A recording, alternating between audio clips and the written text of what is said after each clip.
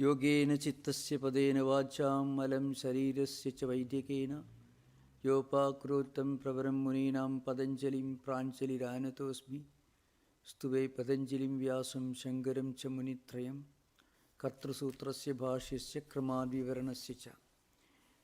We are right now on a transition from the old system to the new system with the reopening of the temple, and many of our programs are now being turned over to in-person sessions, so that's why you may face a few minutes delay frequently. So now we are beginning the session. I remember last time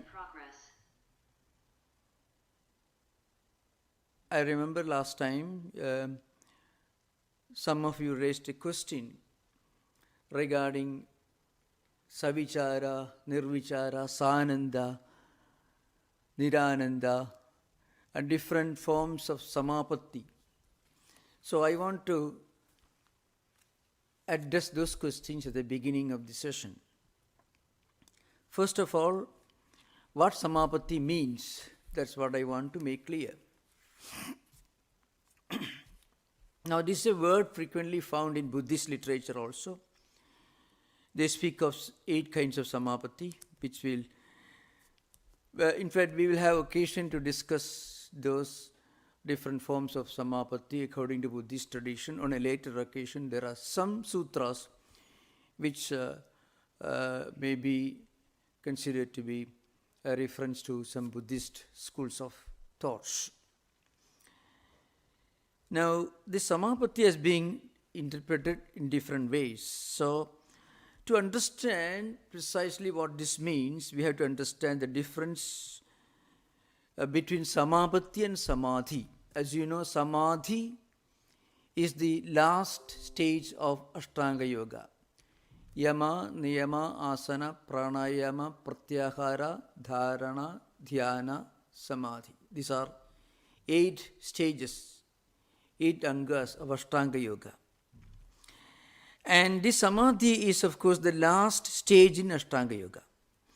In that stage, the objects on which this meditation is practiced, the object of meditation shines in all its effulgence. And this particular experience is called Samadhi Matram. So we have to remember, first of all, what is Samapatti and what is Samadhi. We should know at the very beginning itself that in many books and many commentators' works, the words Samadhi and Samapatti are used to mean the same experience. So the difference is only minimal, and the difference only according to some schools of yoga philosophy. It is not stressed or emphasized in all the commentaries. So that we should remember. Frequently, Samprajna, the yoga itself, is considered to be different forms which represent different stages in the Samapatti experience. So that will come to that. So as I mentioned, Samadhi, as we understand normally, it corresponds to the highest and the last stage in the Ashtanga Yoga. Now, as I mentioned, at this stage, what happens? The Dhyaya Vastu, or rather the object of dhyana, the object of meditation, shines in all its total effulgence. That means you completely forget, or rather you transcend the limitations of the connection, the limitations arising out of the connections, or maybe the difference between the meditator, the act of meditation, and the object of meditation. There is a convergence, as a result of which the object of meditation shines in our hearts in all effulgence. And this particular experience in yoga tradition is called Samadhi Matram. And This experience of Samadhi Matram, it is almost like a door opening to what we normally call Samprajnata Yoga, which again is a doorway opening to Asamprajnata Yoga, which is the highest state. Now, it should be also remembered that this Samprajnata Yoga, frequently you should know that it is called Samadhi in the broader sense, itself has many stages. And what are these stages? These stages are already discussed in the 17th Sutra, which we'll discuss now. Vitarka, Vichara, Ananda, Asmita, etc. And of course, correspondingly you find Vitarka, Nirvitarka, Sasmita, Sananda, Nirananda, and so on. So now, those of you who have got with you the book Samadhi Pada, 17th Sutra, you can find this sutra. And please remember, I am now addressing the questions raised by some devotees at the last session, because we won't be able to complete that answer. That's why I postponed answering those questions to the present session. Now, in the 17th Sutra of Samadhipada, you find one sutra, Vitarka, Vichara, Ananda, Asmita, Anugamad, Samprajnataka. That is a sutra. It means this Samprajnata Samadhi, Samprajnata Yoga, which denotes different stages of Samapatti. And this experience is followed or accompanied by Vitarka, Vichara, Ananda and Asmita. These are 4 terms used here, which are different stages of Samapatti. And now we should remember, what are these stages? So this should be made clear. And then you will understand the subtle differences between Vitarka, Vichara, Nirvitarka, Nirvichara, Ananda, Sananda, all we understand. So I wanted to give a complete answer to the question that you raised in last session. So the first stage in this Samprajnata Yoga, that is what's the first stage of Samapatti, is when the meditator, or rather the object of meditation, becomes external objects, gross objects, conditioned by time and space. That means the dhyana or meditation will be focused on external empirical objects, gross objects, which are conditioned by space and time. We know that very well. Let's say when we focus on a tree or mountain or anything, that focus, the object of focus, is necessarily conditioned by the place where you see that mountain or tree, and also the time. And of course, if you extend it, the causation also. There should be some conditioning, which again makes a contributing factor. And this kind of Samapatti is called Savitarka Samadhi.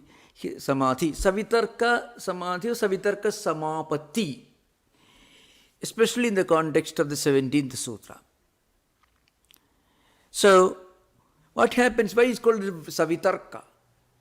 See, Tarka means logic, analysis, etc.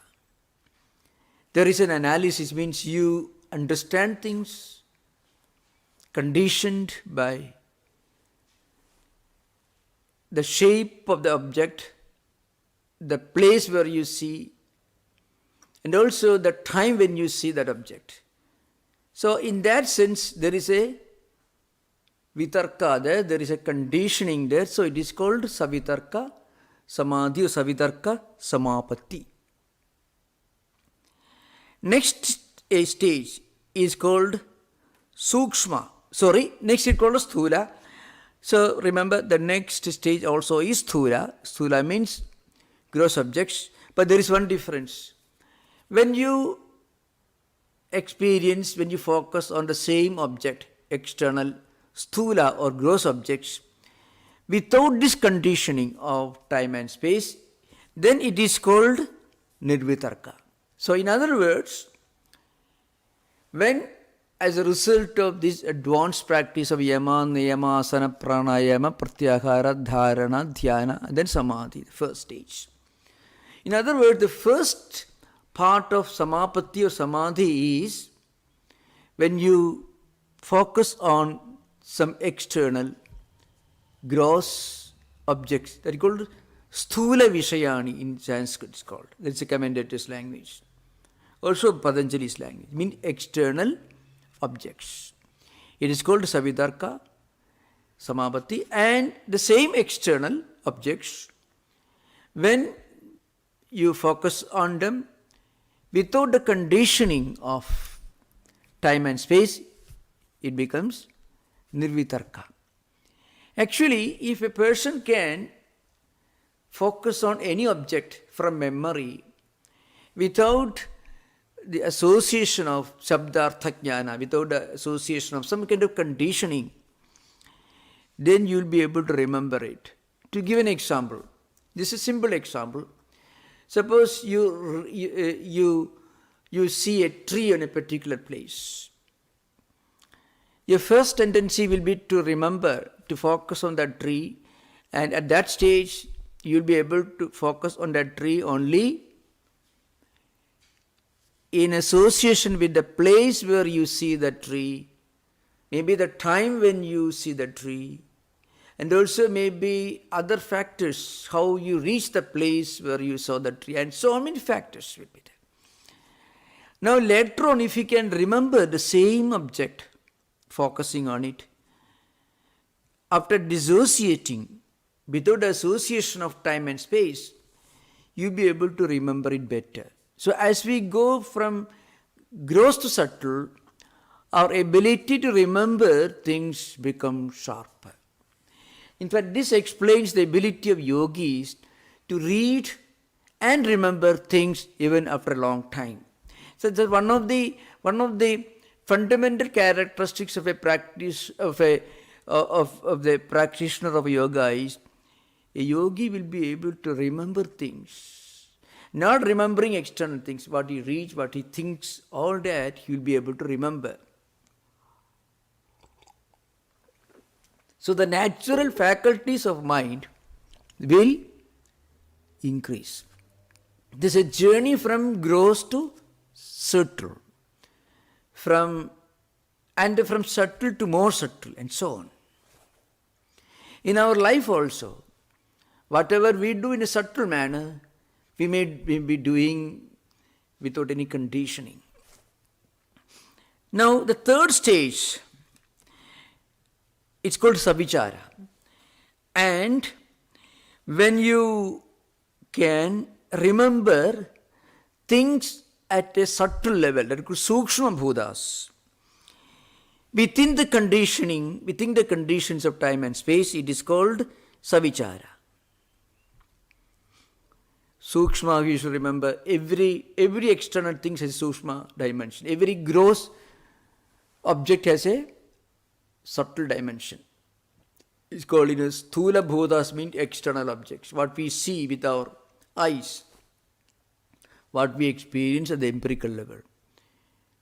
It's all constituted by, it all consists of sthula or external or gross objects. Behind every gross, there is a subtle. It is not visible, but that's a reality. To understand what is subtle, what is gross, I can only give one example because it is a matter of the journey of our own mind as we evolve from gross to subtle. Let us say, for example, the seed is subtle compared to the plant or the tree.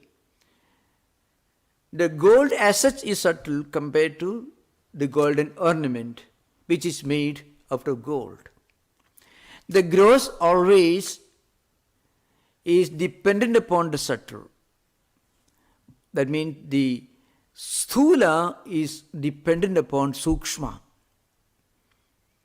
And sthula cannot exist independent of sukshma. The gross cannot exist independent of the subtle.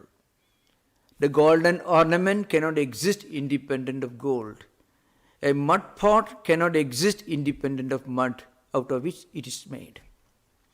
So, coming back to the subject, what is Sabichara? Sabichara Samabati means when you are able to focus on the subtle dimension of things, it is called Sabichara Samapatti. And the same focusing Samapatti, when done without the association of time and space, Kala Desha Atita it is called, then it is called Nirvichara. So that's all. Now comes the subject that you raised in the last session. If you can go beyond these Sthula, Sukshma, these gross subtle equations, and if you can focus on our own pure mind or intellect, which is what we use when we try to focus on something, when that itself becomes the subject of Samabati, concentration, then what happens, all the Rajogunas and Tamogunas disappear. And when Tamogunas and Rajogunas disappear, what happens? An experience is the result. That experience is called Ananda. So this is an important, it's a natural, inevitable consequence of freedom from Rajoguna and Tamoguna. Tamoguna corresponds to inertia, laziness, ignorance, delusion, confusion, conflicts, and so on. Dullness, etc. Sleepishness at the physical level. Rajoguna corresponds to extreme activity. Very often not very sensible activity, but any kind of extreme enthusiasm, dynamism, let's say reckless dynamism, it is called Rajoguna. So when our buddhi or intellect, or maybe you may call it the mental system, when it is freed from dullness and also extreme activity, when it becomes immersed in Sattva Guna, when there is a abundance of Sattva Guna, Sattva Guna corresponds to serenity, peace and tranquility. And that experience is called Ananda.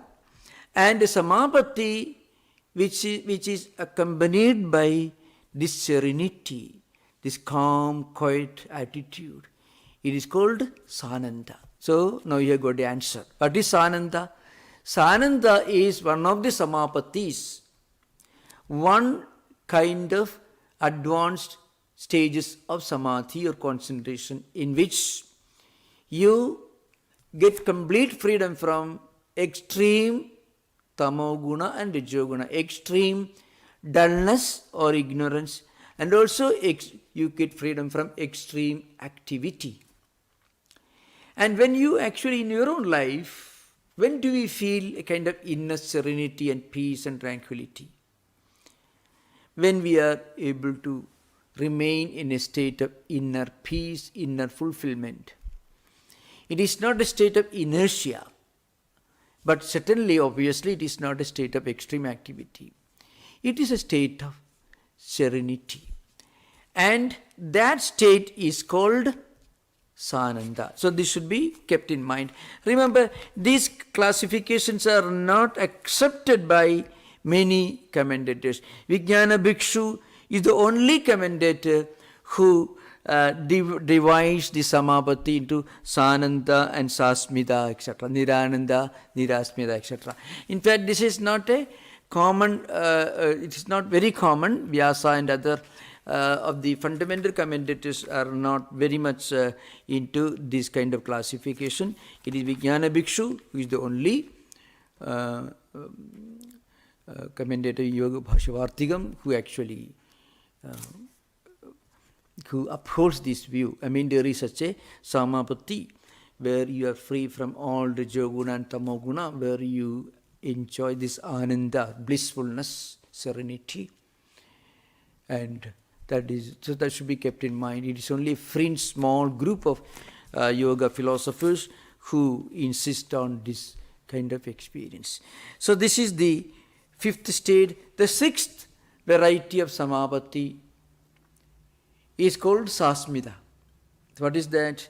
That is beyond all these that we described now, till now, when you feel, even going beyond Ananda, when you even transcend the feeling of extreme inner bliss, when you go beyond that, you feel, well, Aham Asmi, the Aham Vritti, I alone exist.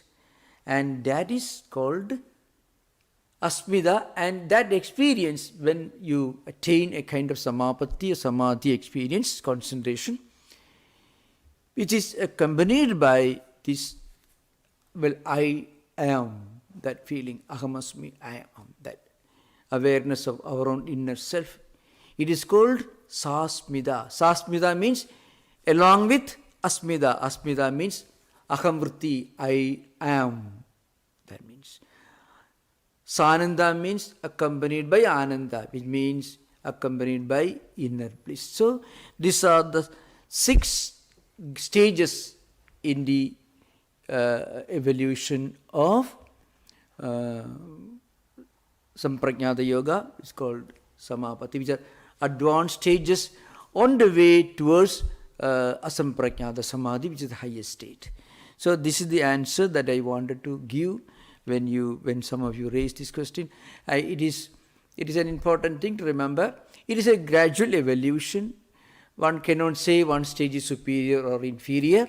Gradually a person evolves towards the state of Sasmita. But again, we remember many commentators include this state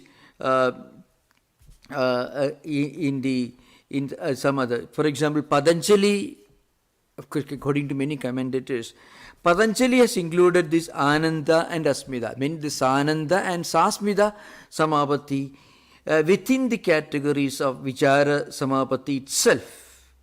So, in a way, it is some kind of an extension of what we normally call Vichara Samapatti.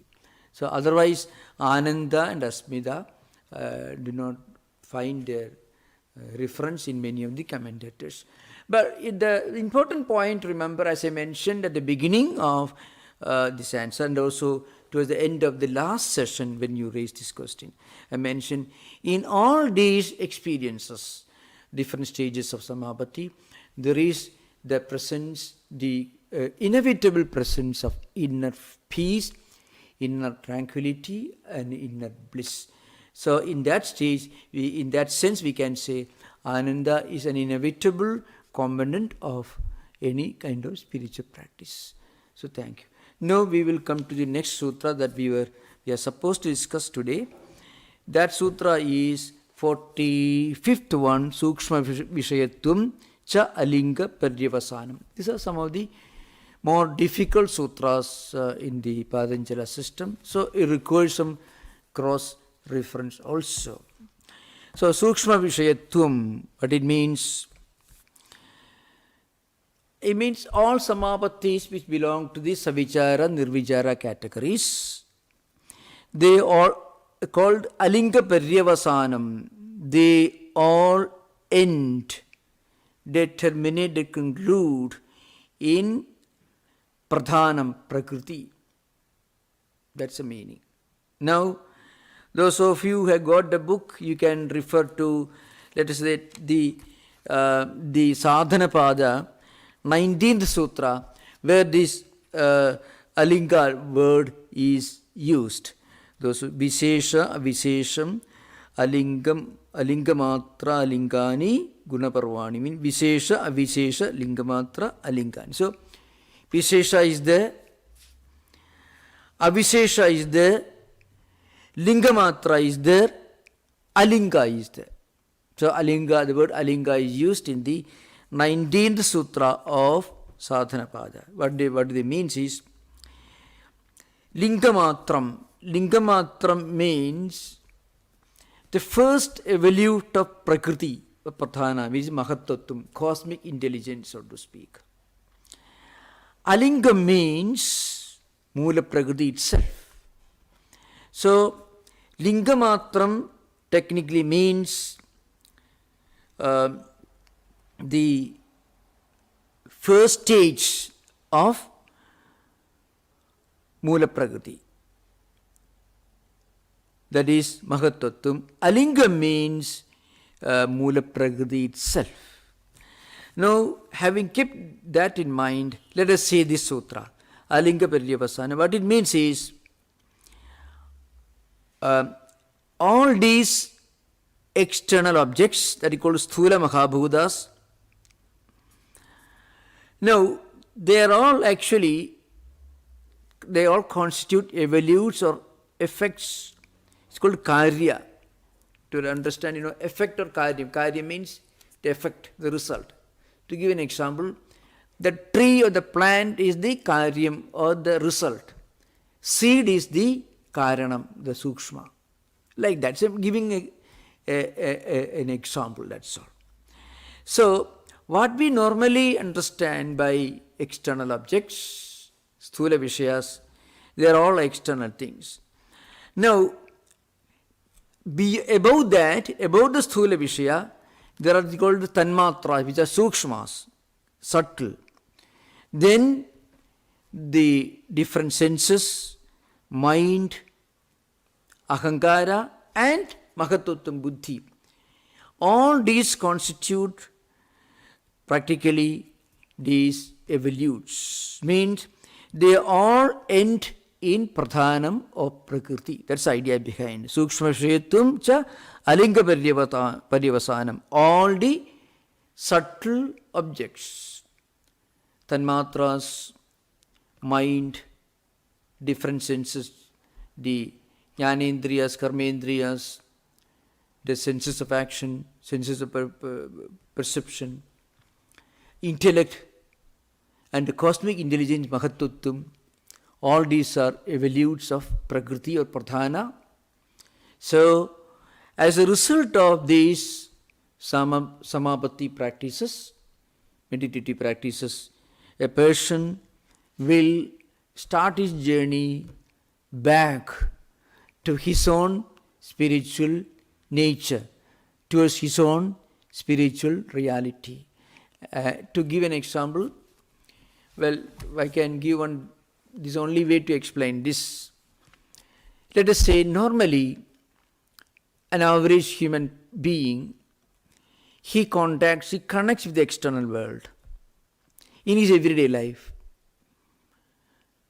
Whatever he sees or experiences constitute the reality for him or for her.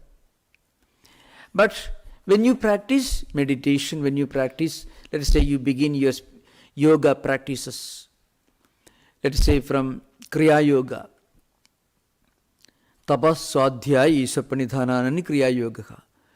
Either you practice Karma Yoga, or you practice Bhakti Yoga, either you do some great good things without a selfish motive, or you develop devotional practices, or you just slowly begin your spiritual journey by generating spiritual energy, by giving a spiritual direction to whatever we need. If we begin our spiritual journey, we are actually reversing our journey. I mean, right now we are at the empirical level. We consider this world as real. As we practice these spiritual disciplines, you find slowly we begin to feel, well, all these things are not eternal. It is natural for everyone. Even when we read a great book on philosophy, or when we do any noble deed, or when we practice any noble activity, slowly our mind begins to evolve. Our mind is generating the spiritual energy.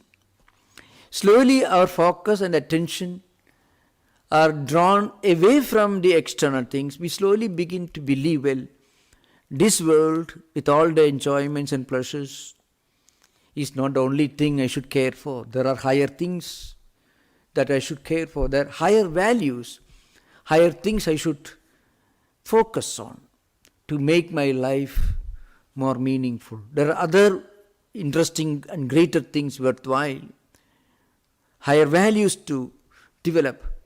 This feeling naturally comes when we practice spiritual disciplines. In other words, we are actually turning back towards our own spiritual nature. We are beginning our journey back to our own spiritual nature. And then slowly, as we evolve further and further, we will be able to go beyond the senses, beyond the mind, and finally beyond the ego system, ahankaras.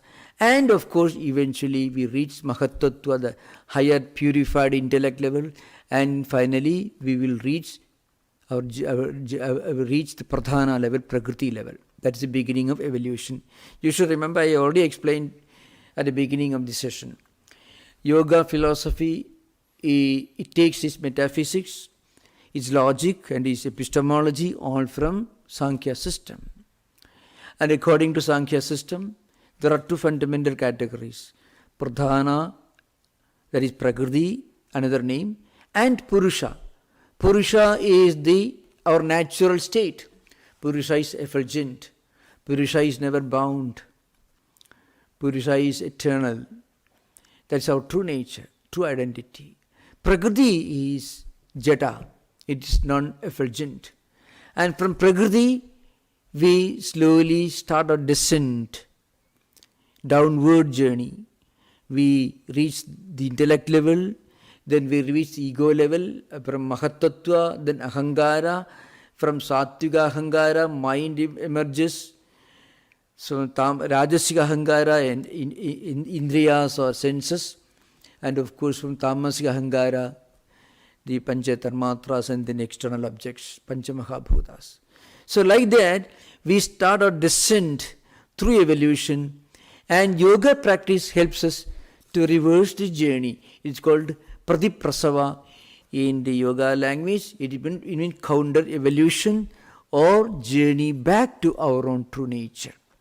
So that's why, as a result of these samapatis, practicing the samapatis, Patanjali says, Alinga Paryavasanam. We end with Alingam. Alingam here means Pradhana Prakriti. Next stage is we understand and realize our true nature. Prakriti is not our true nature. Purusha, effulgence is our true nature. So here we have to connect yoga with Vedanta. As we evolve further and further in our life, slowly we start this ascent. It may take several life cycles according to yoga and Vedanta and Buddhism. It's not just in one life or in one set of activities. It is a slow process. As we evolve further and further, we move our journey back to our own true nature, and eventually we realize our identity with Atman. So that is the end, that is Paryavasanam, that is the real end. But before that there is a penultimate end, that is Alinga Paryavasanam. So after reaching this, you have to connect yoga with Vedanta. That's what Swami Vivekananda, who is the first exponent of yoga philosophy in English language, did. Swamiji connects yoga with Vedanta. Without connecting with Atman, you won't be able to reach a logical conclusion of yoga psychology and yoga philosophy. Now, the next sutra is Ta Eva Sabija Samadhi. Ta means Taha, which is the Strilinga, it is the feminine gender, plural. All these Samapattaya, all these different stages of Samapatis, they constitute Sabija, mean they constitute Sabija Samadhi. That's the meaning. ta eva sabija samadhi. That's called samprajnata samadhi. What it means is, here we are not coming to the end of our bondage. Bija means seeds. We have actually gone beyond the samskaras, beyond vrittis, but that stage of freedom, of going beyond the samskaras and vrittis, is not final. It's just like there are samskaras, but they are completely kept under control or restrained. That explains the reason why many great spiritual seekers, and not only spiritual seekers, you can find the stories of saints. After advancing some distance, suddenly you find they somehow fall out of the track. That's because samskaras are there. When samskaras are held in check, and when you are always surrounded by positive environments, circumstances, then samskaras do not connect. See, if you walk in a field which is very fertile, and if you have seeds in your pockets, in a package, a plastic zip package, let us say, if the seeds do not fall in the fertile land, they will not sprout. Or if you don't go to the fertile land, if you just stay in your room, then also the seeds will be there in your pockets. But when you actually hold those seeds in your hands, and then you walk in a fertile land, and if the seeds happen to fall from your hands, then they will sprout.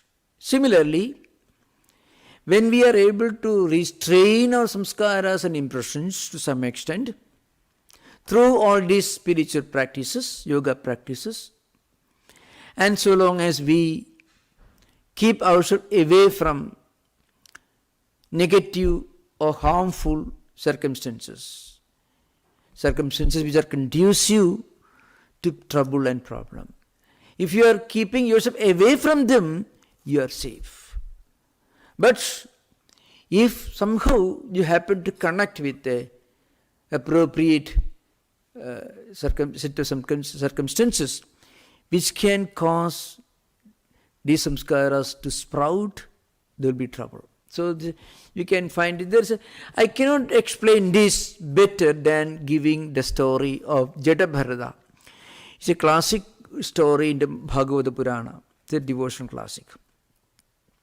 Jadabharata is the name of a great emperor in ancient India. And he practiced lot of meditation. And then when he reached middle age, he thought, well, now this is enough, I should retire. I should go to some holy place. He went to the bank of a river. He built a thatched hut and he started staying there, spending his time in meditation, contemplation, reading scriptures, taking holy names, mostly engaging in spiritual disciplines. And one day what happened, as he was sitting on the banks of the river, because he had built this hermitage on the banks of the river, something happened. A female deer was running out from a forest and is being chased by a lion. The female deer was frightened, scared, and it jumped over a small stream. In the process, because of the extreme effort, he gave birth to a tiny baby deer, and the female deer died. Now the king was watching all this. He was a compassionate person, a great man. So he plunged into the river. He saved a little animal, the baby deer. And the baby deer began to grow up in his hermitage. And he began to look after the baby deer, giving it food, grass, and saving it from wild animals, from lions and tigers. So he considered it his duty, sacred duty, to look after the baby deer. So you can remember, the king had his own children and grandchildren in his palace. And he had his responsibilities of running a kingdom. He gave up all these responsibilities and he actually went into a forest and started living in a hermitage on the banks of a river in the forest. So gradually, you know what happened? Because of this incident that we narrated just now, his mind deviated from his own spiritual disciplines. So he forgot to meditate, which he used to practice every day. He used to practice meditation every day for decades. And he forgot to read holy books. And his whole time he spent on looking after this tiny animal. So what happened, you know, when we became very old, it was time for him to die. So the little baby deer was walking and playing around near the hermitage. He was looking at this tiny animal. Oh, if I am gone, who will look after this baby deer? Maybe some wild lions or tigers, wild animals from the forest may kill and eat the little animal. So he began to cry and weep and worried, and he died. Now remember, instead of showing compassion to the animal, at the same time continuing his own spiritual disciplines, what happened was his mind deviated away from his own spiritual disciplines. He began to spend his time absorbed in looking after an animal. So the great king and emperor, who had left everything, who had renounced everything to realize his spiritual, for his spiritual enlightenment, to realize God, his mind was taken away. It was dragged away from the thought of or contemplation of God, and got completely immersed in the thought of taking care of a pet animal. So compassion is good. Kindness is very important. Every sage, every spiritual seeker will be invariably compassionate. With compassion to animals, kindness to animals, compassion to fellow human beings, even for the ecosystem, is a natural characteristic of every spiritual seeker. Anyone who meditates will automatically be introspective and compassionate and wise in a very transcendental sense. But at the same time, along with that, what happened in his case, Jadabharada's case, was that his mind flitted away from his own spiritual thoughts, spiritual responsibilities. So when he was born again after death, he was born as a deer. But one difference, when he was born as a deer, that animal did not live like other animals. It remained confined to that little hermitage. It stayed there. It never moved out. It did not associate with other animals. And it was thinking about its own past. I was a great king in my previous life. Unfortunately, I had this deviation. So I had to be born again as a deer. So as the king died thinking of a deer, the deer died thinking of God. So what happened? Because the deer did not lose its previous samskaras, its previous thoughts, previous tendencies. It remembered its own past. It was a great king. The animal was a great king in the past. It was a great devotee. But unfortunately there was a deviation, wavering of mind. And he died thinking of a deer, and was born as a deer, and then it remembered its own tragedy, the deviation from the thought of God. So it went on contemplating on God. And in the next life, this deer was born as a great sage, completely immersed on meditation. He had some brothers who were very worldly people. They took away all his wealth, drove him away from his home. He didn't mind. He went on living as a wild man. But within his heart, he was meditating. He was a great philosopher. He was a realized person. He was a spiritually enlightened person like a Buddha. And then, of course, he happened to meet a king on the way. The king, of course, he was hired to carry a palanquin by a group of palanquin bearers who were employed by a king. The king came to know this man is a strange man. He's not like other people. And he asked him, he was not very regular in bearing the palanquin. So the king scolded him, "Why are you shaking? Why are you not responsible?"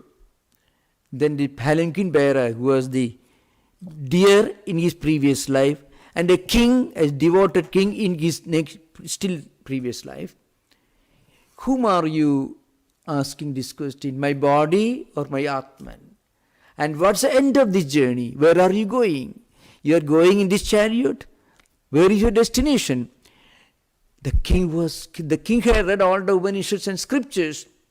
So he realized this palanquin bearer is not an ordinary hired handyman.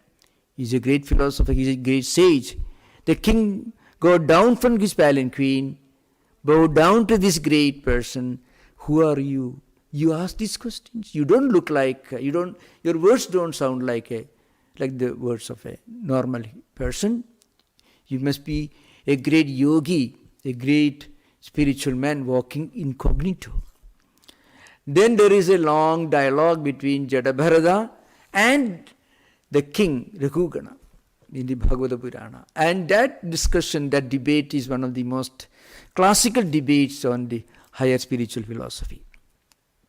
So what this means is, as we evolve, we may reach this pradhana state, but we have to go beyond that. But one important point is, whatever we do in one life, it will not be lost. Whatever we do, even little bit of spiritual practice, we will inherit the wealth of the spiritual heritage. Whatever we have done, we will reap the harvest in the coming life. So that's why sometimes you find some very blessed persons, right from their birth, they have a introspective mind. And some of them may develop this introspective mind maybe when they are 20 years, sometimes 30 years, sometimes 50 years, sometimes even beyond that. At some stage or other in their life, suddenly they develop this thirst for the higher, this desire to know the transcendental. They start thinking, well, life is not just all about having a good job, plenty of money, plenty of wealth, but there is something higher in life, higher than what money can bring. So that thought is an indication of the fact that you have done something to deserve this higher philosophy. So that's an important thing to remember. So another point is, so long as we have done some spiritual practice, there are good seeds, good tendencies, good samskaras in our mental system. But there are also, unfortunately, sometimes some wrong, undesirable tendencies stored up in our mental system. That is something we have to remember. Our mind is a bundle of seeds, good seeds and bad seeds. So first of all, we should try to cultivate those good deeds, good seeds, good samskaras. And then what happens when we have an abundance of positive samskaras, then we will have a natural tendency to practice spiritual disciplines. And as a result of these spiritual disciplines, maybe for several life cycles, we go through these 6 stages of Samabati we already discussed earlier. That is, that is this Savitarka Samapatti, Nirvitarka Samapatti, Sabichara, Nirvichara, Sananda and Sasmita. Through all these 6 stages of Samapatti, we may reach a stage where the seeds are completely gone. They are totally free. Or the seeds get fried. See, when you have seeds, you have fried the seeds in a pan with some masala or oil, and you keep in your pocket. And if those seeds fall in a fertile soil, nothing will happen. So that stage is called Nirbija Samadhi. So 46th Sutra tells you that all these forms of Samapattis are different stages in the Samprajñāta Yoga, and that's a highway leading to Nirbija Samadhi or Asamprajñāta Yoga. Om Shanti Shanti Shanti Harihi Om Tat Sat Sri Ramakrishna Arpanamastu.